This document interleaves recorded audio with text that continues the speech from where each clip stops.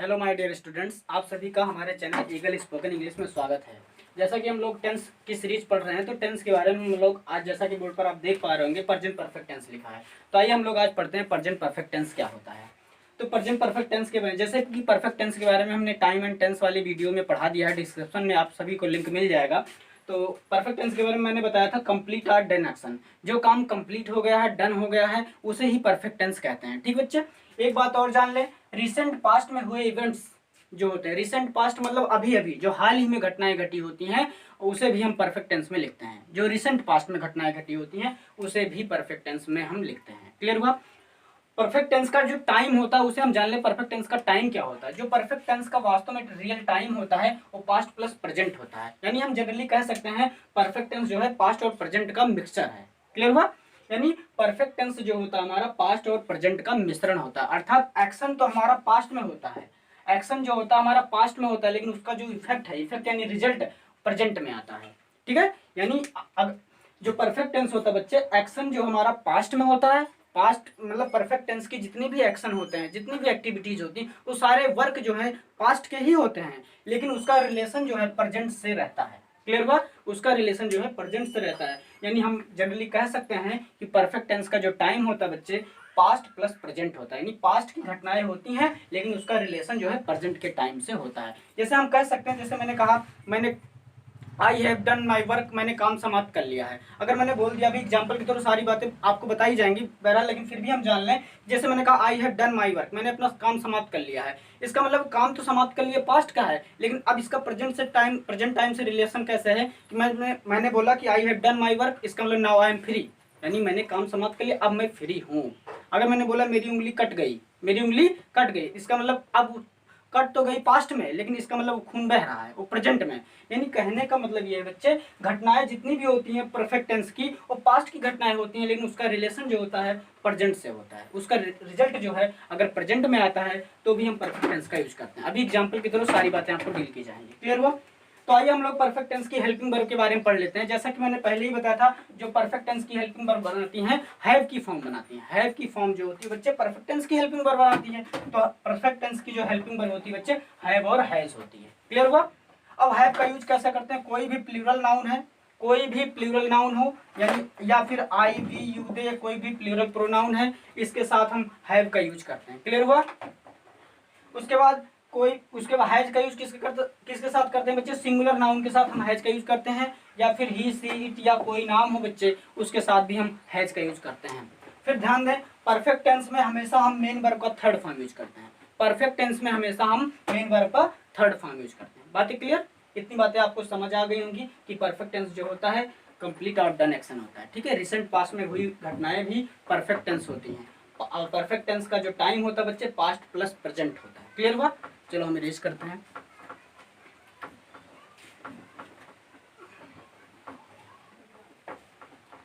ध्यान दें बच्चे, आइए हम लोग इसके स्ट्रक्चर बेस्ड थोड़ी सी नॉर्मल बातें पढ़ लेते हैं। ठीक है।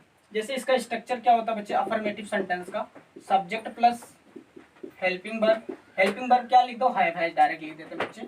Helping verb have has plus main verb का थर्ड फॉर्म, और प्लस क्या होता है बच्चे, ऑब्जेक्ट होता है। नेगेटिव सेंटेंस क्या होता है बच्चे, subject plus has have plus not plus main verb का थर्ड फॉर्म, और प्लस क्या होता है बच्चे, ऑब्जेक्ट होता है। इंट्रोगेटिव सेंटेंस क्या होता है बच्चे, इंट्रोगेटिव सेंटेंस कब भी लिखें, जब भी लिखते हैं हमें हेल्पिंग वर्ब को पहले लिख लेते हैं, लिखेंगे have has plus subject plus main verb का थर्ड फॉर्म, और प्लस क्या होता है बच्चे, ऑब्जेक्ट, और plus question mark. Interrogative negative sentence का स्ट्रक्चर क्या होता है बच्चे, मैंने लिखा have has plus subject plus not plus main verb का third form plus object plus question mark. Clear हो बच्चे। इतनी बातें नोट करें। चलो इतनी बातें नोट कर लें, फिर हम लोग क्वेश्चन देखते हैं बच्चे। ठीक है। परफेक्ट टेंस इतने स्ट्रक्चर होते हैं। नॉर्मल क्वेश्चन नोट कर लेते हैं। जैसे आप कभी परफेक्ट टेंस में ये मत याद करिएगा कि चुका है, चुकी है, क्या होता है, ये कुछ भी नहीं होता। हिंदी से रिलेट मत करें। फिर भी मैं कुछ एग्जाम्पल दे दे रहा हूँ आप लोग। ठीक है। जैसे मैंने कहा, मैंने एक पत्र लिखा, मैंने एक पत्र लिखा है, मैंने एक पत्र लिखा है। ठीक बच्चे, मैंने एक पत्र लिखा है। अब आप लास्ट में देखकर खा और खी से कुछ भी पहचान नहीं सकते। ठीक है, आप ये देखें मैंने पत्र लिखा है, पत्र लिखने का काम मतलब कंप्लीट हो गया, पत्र लिखने का काम कंप्लीट हो गया। अगर काम कंप्लीट हो गया बच्चे तो हम परफेक्ट टेंस में लिखेंगे। और कौन पत्र लिखा बच्चे? मैंने क्या किया है? लिखा है। मेन वर्ब क्या लिखा? एक पत्र। ऑब्जेक्ट हो गया। सब्जेक्ट अफर्मेटिव सेंटेंस है, सब्जेक्ट हमारा मैंने मतलब आई के साथ अभी मैंने बताया हैव का यूज करते हैं, लिखेंगे आई हैव। फिर मेन वर्ब का थर्ड फॉर्म लिखना, लिखने का अंग्रेजी क्या होती है बच्चे? Written.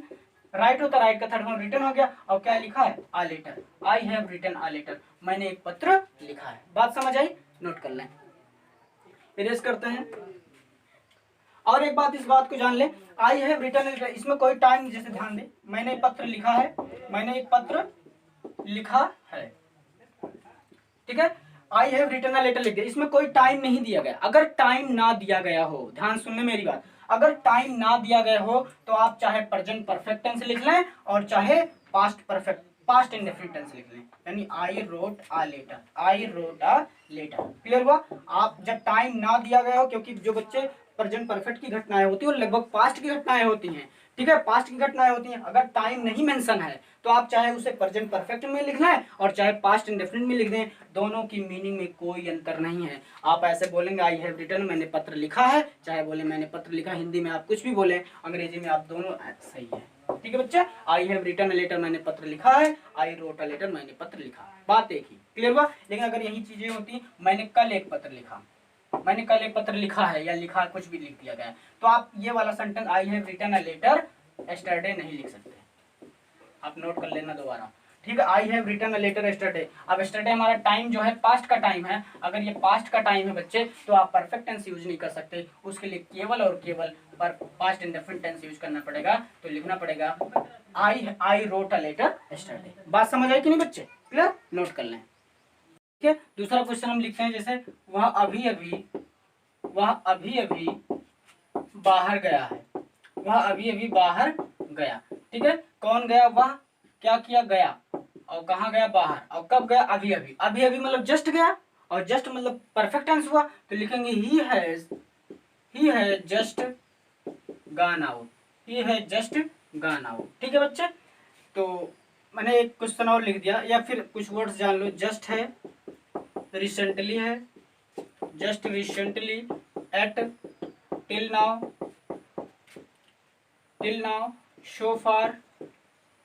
so far, lately, of late, इन सब का यूज जो है बच्चे परफेक्ट टेंस में किया जाता है। इन सब का यूज किस में किया जाता है बच्चे? परफेक्ट टेंस में किया जाता है। यहाँ येट का यूज जो है निगेटिव सेंटेंस में किया जाता है। ठीक बच्चे, चलो, तो मैंने एक क्वेश्चन लिख दिया, इसे रेस कर देता हूँ, आप नोट कर लेना। ठीक बच्चे, मैंने क्वेश्चन लिखा, मैंने कहा उसने हाल ही में एक घर खरीदा, उसने हाल ही में एक घर खरीदा।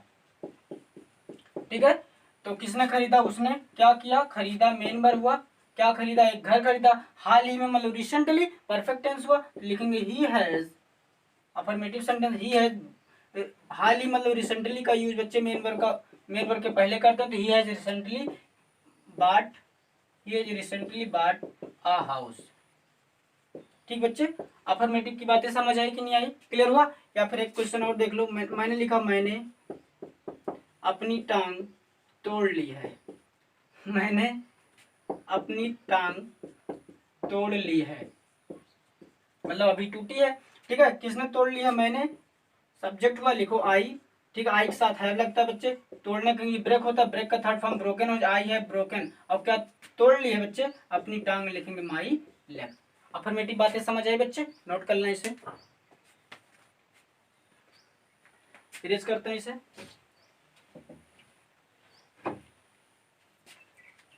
नेगेटिव देख लो बच्चे, मैंने कहा उन्होंने अभी तक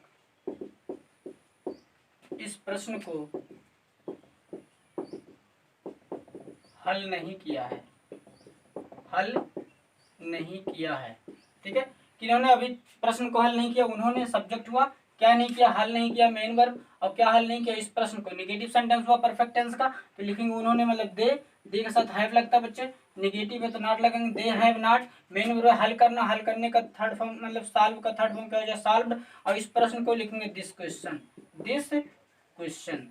तो ध्यान दें। और अभी तक मतलब क्या होता है बच्चे, टिल नाउ। अभी तक मतलब टिल नाउ, और till now equal to yet होता है, ठीक है। टिल नाउ का मतलब यट होता है, ठीक बच्चे। और नाउ प्रेजेंट को शो करता है बच्चे, नाउ हमारा प्रेजेंट को शो करता है।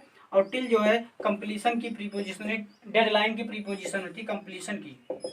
और कंप्लीशन मतलब परफेक्ट टेंस, ठीक है। इसका मतलब क्या हुआ, जो टिल नाउ होता है प्रेजेंट परफेक्ट टेंस में यूज होता है, यट का यूज हम प्रेजेंट परफेक्ट टेंस में करते हैं। इसका मतलब ये सेंटेंस परफेक्ट टेंस हुआ, तो यहाँ लिखेंगे यट। बात समझ आई कि नहीं आई, नोट कर लें। इरेज कर रहा हूँ बच्चे।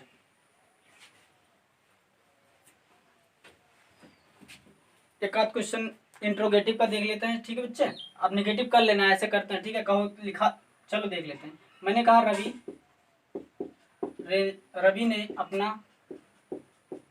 काम समाप्त कर लिया है, काम नहीं समाप्त कर लिया है,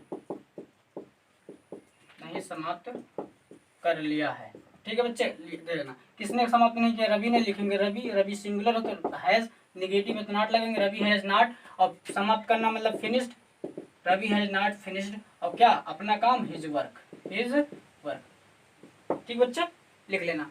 इंट्रोगेटिव देख लो बच्चे। इंट्रोगेटिव मैंने लिखा, क्या तुमने मेरे भाई को देखा है, क्या तुमने मेरे भाई को देखा है, या क्या तुमने ताजमहल देखा, जो कर पाओ, ठीक है। किसने मेरे भाई को देखा, तुमने क्या किया, देखा है मेन वर्ब। और किसे देखा, मेरे भाई को, ऑब्जेक्ट हुआ। इंट्रोगेटिव सेंटेंस है, यू के अकॉर्डिंग हेल्पिंग वर्ब हैव आ जाएगी, हैव। सब्जेक्ट हमारा यू है, हैव यू। मेन वर्ब देखना मतलब सीन, हैव यू सीन। और किससे, मेरे भाई को, have you seen my brother. बात समझ आई कि नहीं, क्वेश्चन मार्क लगता है, इंट्रोगेटिव सेंटेंस खत्म, ठीक है। तो इसे इरेज करते हैं बच्चे, अपना नोट कर लेना, ठीक है। अब इंट्रोगेटिव निगेटिव भी देख लेते हैं इस वक्त। इंट्रोगेटिव निगेटिव, जैसे मैंने कहा, क्या उसने तुम्हें इनवाइट नहीं किया है, अपना आमंत्रण लिख लेना। क्या उसने तुम्हें इनवाइट नहीं किया है, क्या उसने तुम्हें इनवाइट नहीं किया। इंट्रोगेटिव निगेटिव होगा, किसने इनवाइट नहीं किया, उसने क्या नहीं किया, इनवाइट नहीं किया मेन वर्ब। और किसे इनवाइट नहीं किया, तुम्हें। तो लिखेंगे इंट्रोगेटिव सेंटेंस है, उसने के अकॉर्डिंग हैज हो जाएगा, हैज ही। निगेटिव है तो नॉट भी लगा दो, हैज ही नॉट। इनवाइट का थर्ड फॉर्म बच्चे इनवाइटेड, आप हिंदी में लिख लेना बच्चे, हैज ही नॉट इनवाइटेड और यू, बस खत्म हो गया। तो इंट्रोगेटिव निगेटिव भी खत्म हो गए बच्चे। तो आज की क्लास हम यहीं खत्म करते हैं। प्रेजेंट परफेक्ट के सेकंड पार्ट में हम जानेंगे पास्ट इंडेफिनिट टेंस और प्रेजेंट परफेक्ट टेंस में रिलेशन क्या है, रिसेंट पास्ट होता क्या है, ठीक है बच्चे। इन सब बातों पे डिस्कस होगा। तो आज के लिए थैंक्स सभी को, बाय।